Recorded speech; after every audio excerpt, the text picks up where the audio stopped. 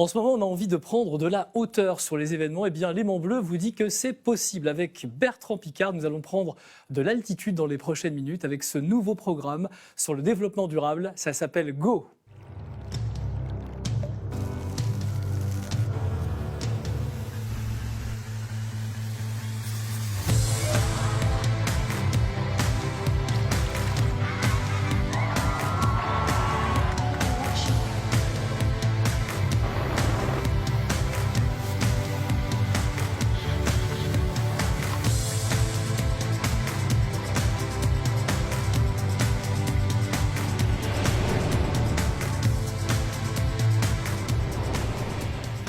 Et avec Bertrand Piccard comme invité, voilà le sommaire de cette émission. On va parler naturellement d'énergie solaire, l'énergie photovoltaïque plus exactement. Elle se développe dans le canton de Genève et en Suisse, mais est-ce qu'elle tient vraiment ses promesses? Nous parlerons également d'un sujet de société, c'est également cela, le développement durable et le congé paternité qui entre en vigueur le 1er janvier prochain avec cette question, est-ce qu'il va vraiment bénéficier aux femmes? Nous parlerons également de la consommation. Vous savez que l'économie locale a besoin de soutien en ce moment. Comment consommer mieux en consommant responsable? Voilà le programme de ce premier numéro de Go. Et Bertrand Piccard est donc notre invité d'honneur pour cette première émission. Bonjour Bertrand Piccard. Bonjour. Président de la Fondation Solar Impulse, ambassadeur de bonne volonté du programme des Nations Unies pour l'environnement et encore beaucoup d'autres choses qu'on va pouvoir explorer pendant cette émission. Déjà, on va revenir parce que les images font encore rêver. Et en ces temps de Covid, on a besoin de rêver. Ces images de Solar Impulse, donc cet avion qui est parvenu à faire le tour du monde grâce à l'énergie du soleil. Quelques années après, est-ce que ça a inspiré d'autres industriels? Est-ce que finalement, on va passer l'innovation à quelque chose qui va pouvoir enfin se développer? Vous savez, la meilleure manière de vous répondre, c'est ce que m'a dit Tom Enders, qui est l'ancien patron d'Airbus. Après le succès de Solar Impulse, il m'a dit « Quand vous avez lancé le projet, mes ingénieurs m'ont dit « Surtout n'y allez pas, ils ne vont jamais réussir ». Et quand vous avez réussi, mes ingénieurs sont revenus et m'ont dit « Il faut absolument développer des programmes d'aviation électrique ». Donc je crois que ça montre vraiment l'état d'esprit. Il faut des pionniers qui ouvrent le chemin, qui montrent que c'est possible. Et puis ensuite, les industriels s'engouffrent dans la brèche et continue. L'aviation, justement, en ce moment, elle a besoin de soutien parce que les avions sont cloués au sol. On s'intéresse beaucoup dans cette émission aux enjeux du changement climatique. Il y a certains qui ont pu manifester ou certaines qui ont pu manifester dans les rues pour dire l'avion, ça suffit. Vous, Bertrand Piccard, vous avez signé une tribune pour soutenir l'aviation commerciale. Pourquoi est-ce que vous avez fait ça? Quelle est la démarche? Parce que je pense qu'il est très mauvais de stigmatiser un seul secteur minoritaire, comme pour se donner bonne conscience de polluer ailleurs. Quand on ne prend pas l'avion, on regarde des vidéos en streaming, ce qui produit aussi du CO2 et gaspille de l'énergie. Si on ne fait pas de voiture, on va peut-être faire du bateau. Si on n'est pas pêcheur, on sera chasseur. Enfin, il y a des minorités qui constituent cet ensemble de sociétés. Donc c'est très mauvais d'être exclusif. Ce qu'il faut, c'est être inclusif. C'est-à-dire voir qu'on doit agir sur tous les domaines, et l'aviation, bien sûr, est un domaine sur lequel on doit agir, mais il faut quand même se rappeler que c'est 2 à 3% des émissions de CO2, alors que le transport routier, c'est 30 à 40, que les logements, c'est 40%.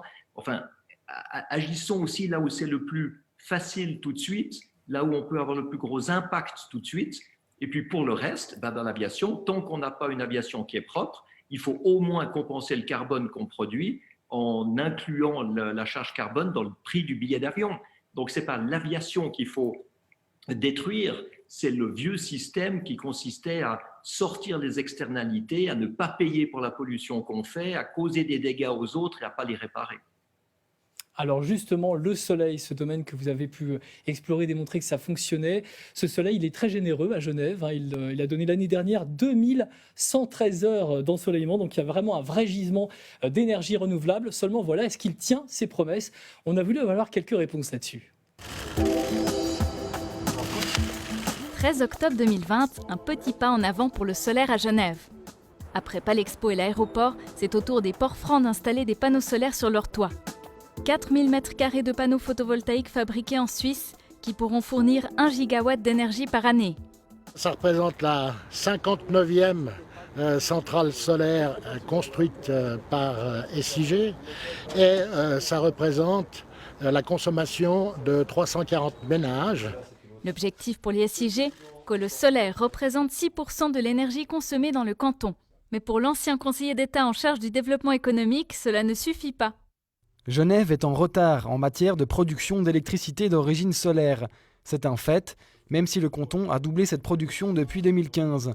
Il est temps de passer du discours aux actes. À Genève, la place du solaire est encore très faible, 2,68% du taux de couverture. Et pourtant, les surfaces pour accueillir des panneaux solaires ne manquent pas. Le site du cadastre solaire permet d'estimer en quelques clics le potentiel énergétique solaire des bâtiments du Grand Genève. Si on trouve quelques installations sur les bâtiments industriels, du côté des propriétaires privés, ça bloque. Entre le cadastre et la réalisation du projet, il y a toute une phase d'études, de demande d'offres et puis de comparatifs et d'accompagnement. Et c'est justement dans ces points-là où il y a un manque. Autre obstacle pour certains propriétaires, la protection du patrimoine bâti. À Bernay, un particulier a voulu installer 10 panneaux solaires sur le toit de sa maison. Le projet a été refusé par la Commission des monuments et des sites pour des raisons esthétiques. Nous, on parle plutôt de respect du paysage des toitures ou de la cohérence du site. Ça peut paraître bizarre, mais en même temps, évidemment, ça fait partie de notre culture. C'est quelque chose qui est fondamental et qui aussi crée de la valeur. Pour le WWF, si Genève est actuellement mauvais élève, il y a beaucoup de potentiel. L'ONG compte sur le futur plan directeur de l'énergie du canton. Ce plan directeur va vraiment donner l'impulsion pour vraiment avancer en matière de transition énergétique. Et puis il y a quand même une tendance à Genève de tous partis confondus qui ont vraiment envie, je pense, de modifier les choses. Et il y a aussi un élément qui est important, c'est qu'il faut savoir que d'installer tous ces panneaux solaires, ça fournit aussi du travail. Et les incitations originales se développent. Des particuliers ont pu acheter pour 330 francs une part des panneaux inaugurés récemment sur le stade. L'énergie produite sera déduite de leur facture durant 20 ans. Alors naturellement, on vous écoutera dans quelques instants Bertrand Piccard au sujet de l'énergie solaire qui, en Suisse, aujourd'hui, ne représente que 1,23% des ressources d'énergie dont nous pouvons disposer. Alors c'est vrai qu'il y a beaucoup d'énergie renouvelable, notamment due à l'hydroélectricité, mais le solaire a encore une toute petite part. On en parle avec ce retour d'expérience d'Aurélie Dufay du bureau d'études EasySun. Bonjour Aurélie, merci d'être avec nous. Bonjour Philippe, merci de m'accueillir. Est-ce qu'il vous a tout d'abord étonné ce chiffre qui semble incroyablement faible ? Alors, il m'a un petit peu étonnée parce que c'est vrai qu'on s'attend toujours à avoir un petit peu plus, mais c'est clair que ce 1,23% est vraiment très faible en comparaison avec l'Allemagne, où c'est 8 fois plus, et la France, où c'est 4 fois plus que nous. Donc, c'est vraiment très bas. Alors on le voit, il y a des initiatives, notamment sur des bâtiments professionnels, des bâtiments industriels. Du côté des bâtiments résidentiels, là, ça bloque encore un petit peu. Comment est-ce qu'on explique cela ? Alors, le blocage au niveau des maisons d'habitation, ce sera plutôt lié à des... J'imagine, après, chaque situation est différente, mais ce serait plutôt lié à des mauvaises surprises avec des installateurs qui ne sont peut-être pas très sérieux, ou alors avec une méconnaissance ou une désinformation des propriétaires. Donc, il y a un effort d'accompagnement à faire dans ce sens-là pour les aider. Ce que vous constatez également, c'est que pas mal de personnes qui sont prêtes à passer au solaire ne disposent pas des bonnes informations, notamment en termes de prix. Là, ça a considérablement baissé depuis quelques années. Oui, alors en 4 ans, on a le marché du prix du matériel qui a fortement baissé. Et moi, je constate que les propriétaires qui ont demandé des offres il y a 5-6 ans sont restés en fait bloqués sur ces tarifs-là et n'ont peut-être pas réactualiser leurs offres, donc restent sur l'idée que le photovoltaïque c'est cher et que ce n'est pas rentable, alors qu'en fait ce n'est plus du tout le cas. Et vraiment, il faut un petit peu réactualiser les choses. Le matériel a évolué, les prix ont baissé, donc on a tout ce qu'il faut pour bien faire. Donc la technologie aujourd'hui, elle est plus performante qu'il y a une dizaine ou une quinzaine d'années. Exactement, exactement. Merci pour ce retour d'expérience, Aurélie Dufay du cabinet d'études EasySun. Merci d'avoir été avec nous. Avec plaisir. Je me retourne maintenant vers vous, Bertrand Piccard. Est-ce que ça veut dire qu'en termes de développement de l'énergie photovoltaïque, de l'énergie solaire, il y a encore du chemin à accomplir ? Il y a du chemin à accomplir partout, et en Suisse peut-être un peu plus qu'ailleurs, parce que vous savez, la Suisse est un pays qui est propre. On voit très peu de pollution avec nos yeux. Donc on a l'impression que tout va bien et on se demande pourquoi il faut remettre les choses en question. Alors la réponse, c'est que ce n'est pas seulement pour le climat, c'est aussi par rapport à l'efficience de l'énergie qu'on utilise, par rapport à des investissements rentables. Le solaire aujourd'hui produit de l'électricité qui est moins chère qu'avec le gaz, le pétrole ou le charbon. Aujourd'hui, le solaire est mûr, il est rentable, on peut commencer même à stocker l'électricité solaire pour la réutiliser quand on en a besoin. C'est ça qu'on doit comprendre. C'est maintenant, ça fait partie du business. Et on a plein de bons exemples également dans le canton de Genève. Mais ce que veut la Suisse, ce que veut le canton de Genève, c'est-à-dire atteindre la neutralité carbone en 2050, est-ce qu'on a toutes les raisons d'y croire? Est-ce qu'on va y arriver? Vous savez, moi, j'aime pas ce chiffre de 2050 parce qu'on met un but très ambitieux, très lointain, et ça nous permet de ne rien faire aujourd'hui. On voit bien que même la loi carbone du Parlement est attaquée autant à gauche qu'à droite, et elle risque de même pas entrer en fonction alors qu'on en a désespérément besoin. Alors, au lieu de se mettre des buts, ou disons, en plus de se mettre des buts ambitieux à 2050, mettons-nous aussi des buts pour aujourd'hui et pour demain et pour après-demain. Commençons tout de suite et n'attendons pas 2049 pour tout faire en une année. C'est un peu provocateur ce que je dis, mais ça montre qu'on essaie toujours de repousser le problème au lieu de le prendre tout de suite. Alors le développement durable, ce sont aussi des questions de société, et ça c'est pour tout de suite, c'est pour 2021, c'est l'arrivée en Suisse du congé paternité. La question qu'on a voulu se poser, est-ce qu'il va vraiment bénéficier aux femmes ? Le congé paternité, c'est un large oui qui se dessine à Genève, 78,87% des voix. 27 septembre dernier, 60,3% des Suisses acceptent le congé paternité de 2 semaines. Il entrera en vigueur le 1er janvier 2021 et sera financé par l'assurance perte de gain. Le texte fixe un congé de 10 jours, à prendre en bloc ou sous forme de journée isolée. Bravo ! Mais le congé paternité bénéficie-t-il vraiment aux femmes ? Pour cette famille, c'est oui. Les toutes premières semaines, entre les montées de lait, les chutes d'hormones, etc., on est un peu dans tous les sens, donc c'est bien d'être secondé et épaulé. Et puis on apprend à avoir un peu nos petites habitudes. Dans l'entreprise de Michael, on n'a pas attendu le vote des Suisses. Le père de famille et chef d'entreprise a choisi un congé paternité de 3 semaines pour tous ses employés. Évidemment, ce serait bien de pouvoir prendre plus de temps. Nous, en l'occurrence, on a la réalité d'une entreprise qu'on gère. Donc, on sait que, au-delà de cette période-là, c'est peut-être un peu plus compliqué à gérer. Selon une étude de 2017, pour plus de 60% des mamans suisses, les besoins des enfants sont une source de stress, contre près de 40% pour les hommes.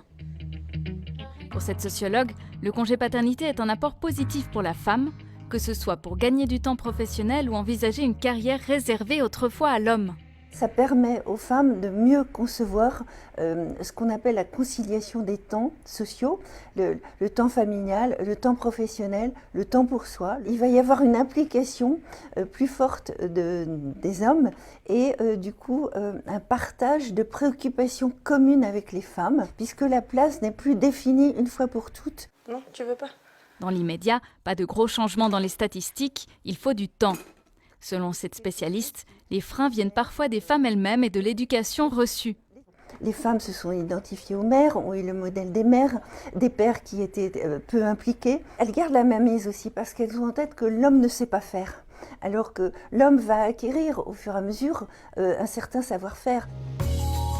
Mais au niveau mondial, seuls 96 pays ont adopté un congé paternité rémunéré.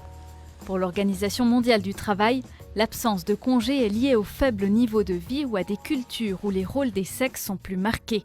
Il n'y a pas de service d'attention à les enfants. Il n'y a pas de service pour les personnes les plus âgées. Dans les ménages, il se prend la décision d'avoir la femme à la maison à prendre soin de la famille. Le congé de paternité peut changer un petit peu ces visions de la femme qui fait toujours le travail non rémunéré dans la maison, qui s'occupe des enfants. Et je pense que si, avec l'introduction du congé de paternité, les femmes peuvent avoir une meilleure position dans le marché du travail et ça peut apporter une réduction des pénalités sur l'emploi qu'ils ont les femmes. L'Organisation mondiale du travail mènera l'an prochain une étude sur le congé paternité pour lequel il n'existe pas encore de convention. Et puis il y a un gros décalage également en Suisse, c'est l'occupation du temps de travail très différent entre les hommes et les femmes. Et ça change évidemment naturellement l'organisation de la vie à la maison. Regardez, il y a seulement 18% des hommes qui sont à temps partiel contre 60% des femmes. Et donc on imagine une organisation de vie assez différente entre les hommes et les femmes en prenant évidemment cette caractéristique. J'accueille Émilie Avlena. Bonjour Émilie. Bonjour Philippe. Merci d'être avec nous dans Go Solutions Durables sur l'Aimant Bleu. Vous êtes la fondatrice, la CIO de ce réseau de femmes chefs d'entreprise, entrepreneurs, les Genuine Women. Rappelez-nous ce que c'est en quelques mots. Exactement. Merci beaucoup de m'accueillir. Alors, Genuine Women, c'est un réseau qui aide et soutient les femmes à réaliser leurs projets entrepreneuriaux et à développer leur activité. En résumé, on a 3 principales missions qui sont réunir, soutenir et offrir de la visibilité. Parce qu'on le sait, le chemin entrepreneurial n'est pas simple et qu'ensemble, on est plus fort et qu'on a évidemment énormément de besoins, pas toujours beaucoup de moyens au début du parcours entrepreneurial. Et le but de Genuine, c'est vraiment de pouvoir accompagner ces femmes à se réaliser au mieux. Émilie, aujourd'hui, vous représentez près de 800 femmes qui sont entrepreneurs, chefs d'entreprise. Qu'est-ce qu'elles en attendent, elles, de ce congé paternité ? Alors, elles en attendent beaucoup. Moi, j'ai échangé avec plusieurs d'entre elles sur ce sujet et comme elles disent, alors oui, certes, c'est déjà bien, c'est déjà beaucoup mieux comparé à un jour, qu'on se le dise. Elles aimeraient même un petit peu plus parce que la réalité, c'est que chez l'entrepreneur, chez l'indépendante, le congé maternité est presque inexistant. Ça, c'est une réalité qu'il faut savoir. C'est que quand on arrive à pouvoir prendre 2 semaines, 1 mois, c'est déjà beaucoup parce qu'on a notre activité à continuer à faire tourner. Et d'avoir ce soutien du papa, c'est un soutien plus que précieux, voire indispensable, vraiment. Alors, dans votre histoire personnelle, il y a également l'arrivée d'un enfant, c'est un petit Oscar, je crois. Racontez-nous votre propre expérience. Que s'est-il passé ces derniers mois dans votre vie ? Alors, c'est très gentil d'en parler et c'est vrai que c'est un bon exemple parce que pour tout vous dire, moi j'avais vraiment préparé le terrain, c'est une première grossesse, c'est un premier enfant, donc j'avais envie de prendre le temps d'en profiter pleinement. J'ai engagé une personne pour me seconder pendant cette période, etc. Et donc j'étais persuadée de pouvoir en tout cas m'octroyer facilement 2 mois, voire 3 mois de congé maternité. Et la réalité, c'est que l'actualité changeante de cette année, les aléas du quotidien, etc., font que, d'une part, ça n'a pas été possible. Et mon compagnon, à cette époque-là, avait une mission intérimaire professionnelle. Donc, lui, il a pris juste 1 semaine de congé paternité et est retourné travailler. Et en fait, ça a été extrêmement difficile. Donc, on a décidé d'un commun accord, on en est carrément arrivé là, qu'il arrête cette mission intérimaire pour la reprendre plus tard et pour qu'il soit à la maison avec moi, en tout cas, les 3 premiers mois de l'arrivée d'Oscar. Parce qu'en effet, j'étais incapable de combiner le tout. Merci beaucoup pour votre témoignage, Émilie. Merci d'avoir été avec nous dans Go Solutions Durables. Avec grand plaisir. Merci beaucoup. Bertrand Piccard, maintenant je m'adresse au psychiatre que vous êtes également. Sur ce domaine-là, comme dans d'autres domaines, quand il y a un changement important de société, est-ce que parfois c'est difficile à mettre en place ? C'est très difficile à mettre en place parce que psychologiquement, l'être humain déteste le changement. On apprend à vivre avec des habitudes, avec des certitudes, avec des croyances, avec des points de repère. Et la première réaction de l'être humain, c'est de se battre pour garder ce qu'il avait déjà avant, plutôt que d'entrer dans l'inconnu.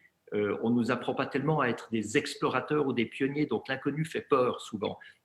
Donc ce qu'il faut faire, c'est donner envie. Il ne faut pas simplement dire que le changement est nécessaire, il faut montrer quels sont tous les avantages qu'on va pouvoir en tirer. Il faut expliquer la big picture, l'image générale, pour que les gens puissent se projeter dans un avenir qui est meilleur et qui donne envie de changer. Alors justement, il y a un autre domaine dans lequel il y a beaucoup de changements qui sont amorcés depuis des années et qui continuent à se mettre en place à Genève comme ailleurs. Il concerne la consommation. Et en ces temps de Covid, on a besoin de soutenir la consommation locale. Comment continuer à consommer responsable ? Aujourd'hui, Genève et une grande partie du monde se demandent comment respecter les dispositions sanitaires tout en sauvant l'économie. Achat en ligne, système de click and collect, les modes de consommation bougent. Le confinement encourage à se tourner vers le local. Consommer responsable, c'est aussi pour certains consommer moins mais mieux. Pour cette psychologue, le contexte de la pandémie n'est pas forcément idéal pour changer sa façon de consommer. C'est un peu à double tranchant parce que c'est des moments qui sont vraiment pas faciles à vivre, psychologiquement parlant. Et du coup, une introspection n'est pas forcément possible dans ces moments-là. Herveline Giraudot est à l'origine de la méthode Bisou. Pour éviter la surconsommation, avant chaque achat, elle propose de se poser 5 questions. Le bisou, en fait, c'est le B de besoin. Donc la question, c'est à quel besoin répond cet achat. Le I, c'est l'immédiateté. Est-ce que j'ai besoin de cet objet absolument tout de suite? Et le S, c'est le semblable. Est-ce que j'ai pas déjà des objets qui y ressemblent dans mon environnement? Le O, c'est le O de origine. Dans quelles conditions cet objet est-il confectionné, transporté? Est-ce que ça me convient? Et le U, c'est le U de utilité. Est-ce que j'ai un objet semblable dans mon environnement? La manivelle vient apporter une réponse. Cette bibliothèque rassemble des objets prêtés par des particuliers que l'on peut emprunter. Alors, je suis venu chercher une perceuse à percussion pour faire un trou dans mon mur, pour fixer une horloge. C'est tellement bête d'avoir des outils chez soi qu'on utilise une fois par tous les 10 du mois. Des objets de cuisine, des objets de camping, de sport ou de voyage. Sur les 600 objets qui nous ont été donnés, il y en a plus de 250 qui ont déjà été empruntés. Ce genre d'initiative s'inscrit dans les objectifs du canton. Diminuer de 60% notre émission de CO2 d'ici 2030 pour arriver à une neutralité carbone en 2050. Cette transition écologique qui doit nous voir passer de 10 tonnes par habitant aujourd'hui à 1 tonne en 2050, donc diviser par 10 les émissions de CO2, eh bien, elle ne se fera pas sans changement culturel. Au niveau national, le constat est le même. La Confédération veut préserver ses ressources en agissant dans les domaines de l'alimentation, du logement et de la mobilité. Car selon ce conseiller en innovation, les actions individuelles doivent être soutenues par des politiques publiques, surtout au niveau des villes. L'idée, c'est de dire comment les villes peuvent être réaménagées pour faciliter la vie aux consommateurs, d'avoir accès, je ne sais pas moi, à des produits bio ou des services basiques. Il faut que ça soit simple, il faut que ça soit accessible, il faut que ça soit abordable. Sinon, les consommateurs ne vont pas aller très loin. Ou du moins, ce sera difficile de pérenniser ces bonnes habitudes. À Genève, le semi-confinement du printemps aura en tout cas vu une explosion de la consommation locale. La fêtière des agriculteurs genevois estime à 12% le taux de nouveaux clients pour les ventes directes à la ferme. Beaucoup n'ont pas maintenu cette habitude après la réouverture. Le retour des mesures les ramènera peut-être au local. Bertrand Piccard, je vous présente 2 invités qui viennent de nous rejoindre. Louisa Oliveira, qui est membre du conseil d'administration de l'épicerie Le Nid à Genève, c'est à Jonction. Et puis également avec vous, Guillaume Gollet. Alors vous êtes membre de cette épicerie participative. Vous êtes content de parler avec Bertrand Piccard ? C'est ça, très content. C'est vrai que comme je l'expliquais, c'est vrai qu'on avait fait un spectacle à l'école primaire sur le voyage en ballon à l'époque. Donc c'est un honneur de le rencontrer à distance. On va atterrir, on va parler plus spécialement du Nid. Louisa Oliveira, donc cette épicerie, elle réunit aujourd'hui combien de foyers à Genève ? On est un peu plus de 700 foyers. Donc chaque foyer, ça peut comprendre une personne à 5 personnes. Donc on a déjà un peu plus de 1000 personnes engagées sur l'épicerie. C'est un projet qui a beaucoup évolué, qui a pris racine, ça a bien marché. On voit quelques images des anciens locaux que vous aviez, où nous étions venus tourner. Guillaume Gollet, vous faites partie d'Aventure depuis le début. En termes d'expérience, qu'est-ce qui se passe? On est obligé donc de donner de son temps et un petit peu d'argent au début pour faire partie du projet? C'est exactement ça. L'idée, c'est vraiment de consommer différemment et peut-être d'être plus conscient de ce qu'on consomme. Et en même temps, de retrouver aussi du lien social, de la coopération et puis du partage. Donc, c'est vrai que pour être coopérateur et pour pouvoir faire ses courses au Nid, il faut effectivement s'impliquer financièrement en achetant des parts sociales, Donc, ce sont des parts sociales. Donc, si vous partez, on vous les rend. C'est abordable. Voilà, Ouais. les parts sociales sont au prix de 40 francs. Et puis, en fonction du statut qu'on a, on doit acheter entre 1 à 4 parts sociales. Louisa Oliveira, vous veillez également à ce que les fournisseurs jouent le jeu, c'est-à-dire avoir moins d'emballage. Est-ce que c'est toujours possible ? Oui. Et je pense que ça, pour moi, c'était assez... j'étais assez surprise dans le bon sens de voir l'ouverture de fournisseurs, des artisans, les paysans locaux, de jouer le jeu et se sentir soutenus aussi dans leur démarche. Parce que c'est pas seulement les fournisseurs et le paysan local, mais aussi trouver des fournisseurs locaux qui aussi pensent à produire et travailler de façon plus responsable, pas seulement pour l'environnement, mais aussi avec les personnes. Bertrand Piccard, quand on regarde cet exemple du nid, quand on regarde également le niveau de vie des Suisses, c'est vrai qu'on a la chance d'être dans un pays riche, mais il faudrait l'équivalent de 3 planètes, selon le WWF, pour pouvoir subvenir aux besoins des Suisses en termes de ce que nous consommons en matières premières notamment. Est-ce que ça veut dire qu'il faut changer également les modes de production ? Il faut passer à un système qui est logique autant qu'écologique. Aujourd'hui, on n'est pas logique. On gaspille 3/4 de l'énergie qu'on fabrique, la moitié de la nourriture qu'on produit, une grande partie des ressources naturelles. On gaspille même 95% des déchets parce qu'on ne les utilise pas comme des ressources. Donc tout ça, c'est vrai que ça doit être remis à jour. On doit fonctionner autrement. Mais on doit montrer que fonctionner autrement, c'est rentable, que ça crée plus d'emplois que quand on détruit l'environnement et qu'il y a toute une dynamique positive à produire. Il faut comprendre, par exemple, que quand on délocalise la production à l'étranger pour gagner quelques centimes, eh bien, on perd des emplois chez nous et on paye des allocations au chômage qui finalement compensent les quelques centimes qu'on gagne en achetant moins cher à l'étranger. Donc, moi, j'aime beaucoup cette initiative de Louisa et de Guillaume parce que ça montre qu'on peut faire sur place. Et quand on produit sur place, il y a beaucoup moins de gaspillage, il y a beaucoup moins de transport. Et on entre dans une société qui fonctionne mieux. Mais ça doit se dire, donc c'est le mérite d'une émission comme la vôtre aujourd'hui, mais ça doit aussi s'encadrer sur le plan politique. Je crois que le rôle d'un gouvernement ou des gouvernements aujourd'hui, c'est de montrer comment on pourrait fonctionner mieux, donner cette vision, entraîner la population, créer de l'enthousiasme autour de ce changement et montrer bien que la qualité de vie va dépendre des changements qu'on introduit aujourd'hui. C'est toujours un plaisir de vous écouter, Bertrand Piccard, avec ce message de sagesse, d'espoir aussi, on en a besoin en ce moment. Merci infiniment d'avoir été avec nous pour cette première émission de Go, Solutions Durables. Merci Louisa Oliveira, Guillaume Gollet d'avoir été avec nous. Donc je rappelle le nid, c'est à Jonction. Et je remercie également Priscilla Chacon qui nous a aidé à préparer cette émission. On se retrouve très bientôt sur les Monts Bleus.